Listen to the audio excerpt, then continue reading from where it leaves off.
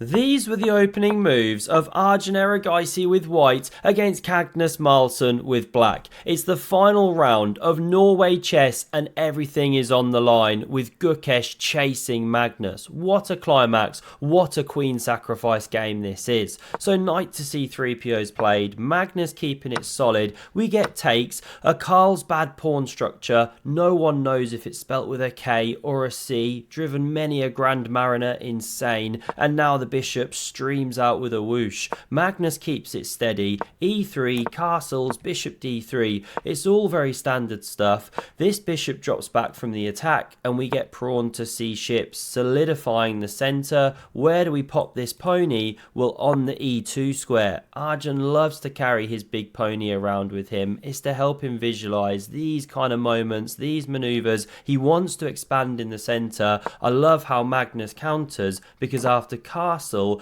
do we see any of the more standard looking moves for black? No, he expands with pawn to a5, saying, okay, you play in the centre, I'm countering on the flank here. It's an exciting battle. e4's on the board, but b4, Arjun can have it all his own way. Magnus takes more space, sidelines the pony. Der Springer an dem Rimmer ist ein absolut Wiener Schnitzel. Normally a knight on the edge is very stinky, but it is headed back into play here, of course. Now we see takes. It gives Arjun the centre. These are known as the hanging pawns. They take loads of space, stop the pieces manoeuvring, but you have to look after them. They can drop off the board, and lo and behold, we see it right now. It's called a brilliant move, but let's keep it in perspective. If you take here, you simply win the piece like this. And so Arjun instead took here. Queen recaptures, it now covers the knight twice, so you can't take it and win a piece. But here's Arjun's response. It's queen takes on c6. Rookie in the corner. Is there anything forlorner? And it's hard to develop things, right? How do you connect the rooks? What's the play here? No knight b6. Well, this is where Magnus comes up with the absolutely incredible attacking idea.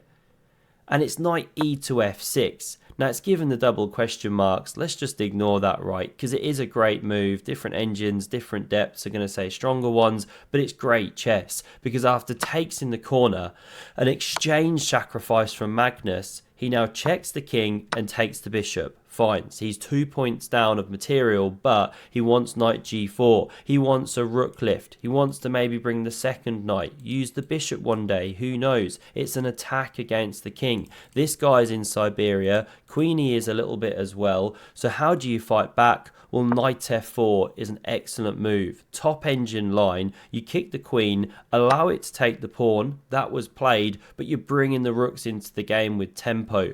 Apparently, rook ac1 immediately is best, but this one was played. Queen e3 strongest, but fine, this is human chess. It's very tactical. We're in the deep dark woods, right? Now the rook switches back to c1, and again, what are you doing about that bishop? How are you saving it? It's attacked twice, but how to defend? You know, you can't bring the queen back in any way. You can't do this, of course. You know, nothing is working. So you have to counterattack. No clue how much Magnus saw of this in advance. Is it some home prep? Who knows? But he plays the outstanding knight to f8. I mean, what a maneuver. He loves to play with the ponies.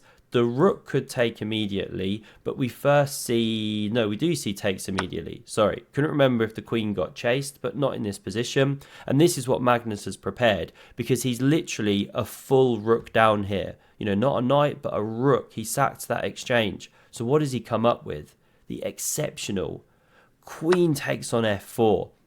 Now, this isn't a real queen sacrifice, let's say, because if captures, you literally get mated in two like this, you get embranked. So you can't actually take the queen.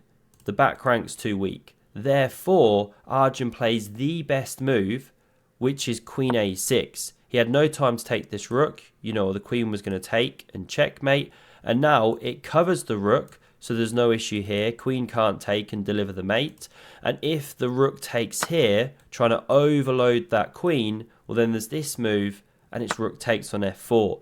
No back rank issues now because the rook slides back, covered by the queen from afar. Therefore, Magnus plays the top line, the top move. You have to carry on with the strategy, and he gives up the lady with check.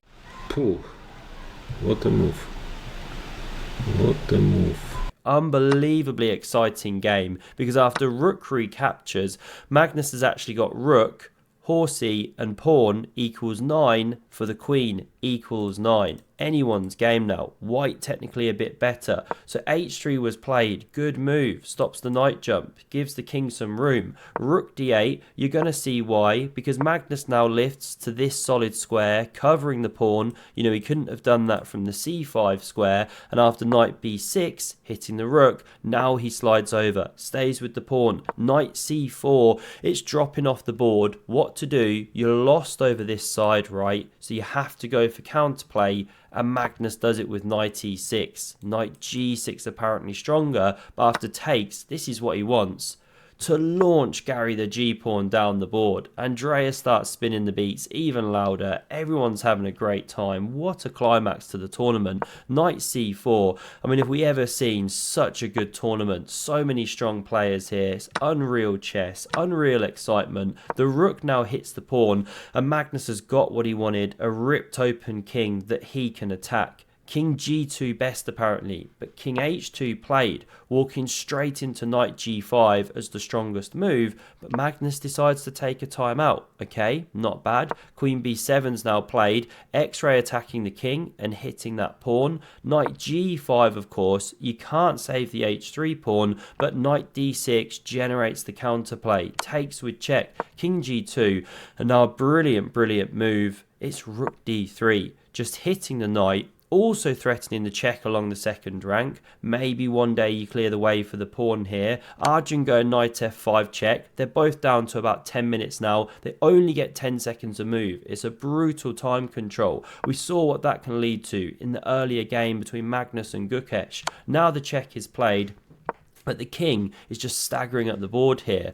And in this awesome epic display of super cheese, the rook and knights are converging on the white king. So you should actually go for a runner here, try and get a bit safe.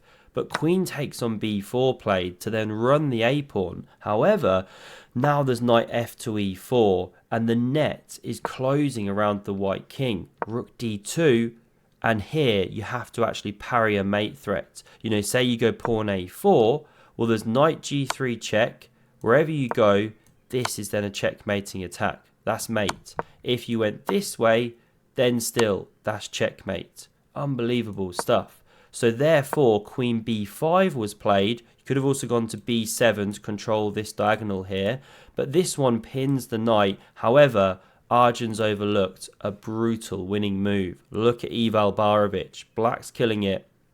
The move to play is pawn f5. Well done if you spotted that idea, because if queen takes, you run into this fork and you're lost. If knight takes, then you land this check here, king goes, knight f3 check, and you get this incredible attacking line, and then the queen's dropping off in this fashion. If you don't take the pawn, running back here after f5, well now you are threatening to do that check, and then the second check, and there's no pin to the king. This is the point. So black's killing it, but Magnus misses it. He checks, king g2, checks once more, king back, and now he marches in the king. Just didn't see the idea. It's Arjun's turn to start checking. Are we about to see a threefold? No. Magnus goes king e3, just wants to fight with only 25 seconds on the clock. Arjun's got 8 minutes, unreal attacking spirit. Now the king goes to e1, and apparently rook h2 a winning move, but fine, whatever. Magnus takes the pawn, so understandable, low on time here, but it allows now the queen to step back and set up these discovered threats. And in the light of that, plus the low time, Magnus has nothing better but to force this draw. If the king had started stepping here, by the way, then you can check, king goes, and you start getting in trouble with this knight after king e5. You know, it's pinned to the queen by a rook on d2. So Arjun had to take the draw. Incredible chess. Therefore, they went to this Armageddon. Let's quickly show this. Whoops, just had the final position. King's Indian attack, or King's Indian defense, let's say. Arjun goes for this line where he gets these incredible pawns, some tactics going on, gets a huge light squared connect 4. Anything's going on here, you know, black can win, white can win. These games are always crazy. Magnus only needs a draw as well, but around here, as this king starts marching into the center, Magnus should take with the pawn. He takes with the king, however, driven out into the open here, and there's this brutal mating attack. Of course, we don't swap the queens, simply check, king f5, and knight d4 is a mate on the board. But it didn't mean too much, because here's the final results. Gukesh went down in the final round to Fabi. I'll have to get to that game at some point, meaning Magnus wins the tournament just by half a point. Absolutely incredible tournament. Hope you enjoyed this one, and do check out the video on screen in case you missed that incredible game between Magnus and Gukesh. Thanks a lot for watching, and see you soon. Cheers.